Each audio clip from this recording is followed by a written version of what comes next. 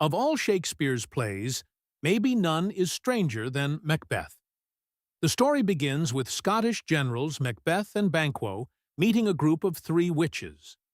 They tell Macbeth that he will become Scotland's king, and that Banquo's children will one day sit on the throne. Two secret-filled prophecies that sink deep into the men's minds. Macbeth soon carries out his part, killing both King Duncan and his fellow general in a bloody frenzy. Filled with fear and suspicion, Macbeth calls on the witches for more mysterious help, and they tell him he will be safe until a distant forest attacks his castle. Macbeth finds comfort in this impossible prophecy.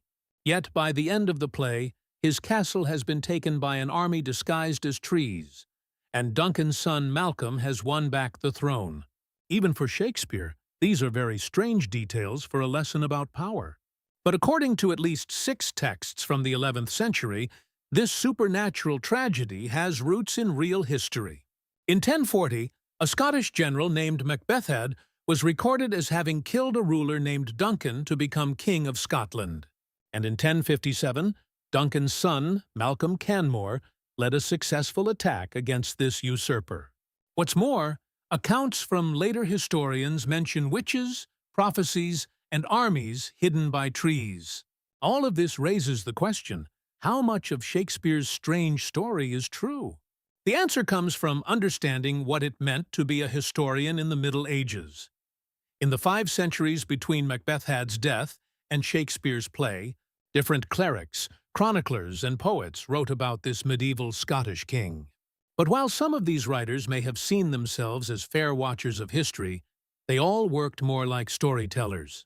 It was common at the time to pull details from different historical accounts to create new histories that matched current cultural values, argued moral beliefs, or commented on royal politics.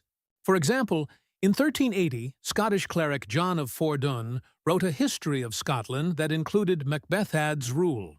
Written during a war with England and after a great plague, Fordun wanted to build Scottish pride in his faithful, educated readers.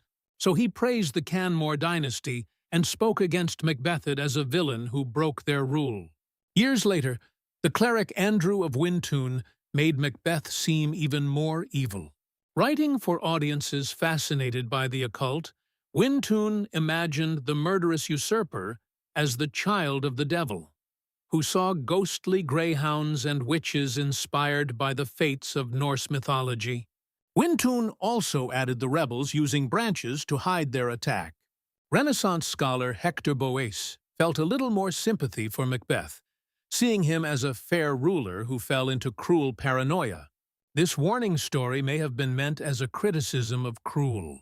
Kings of that time, like Henry VIII or Francis III, a changed version of Boece's Macbeth, is likely what inspired Shakespeare to join in the long tradition of rewriting Macbeth's history.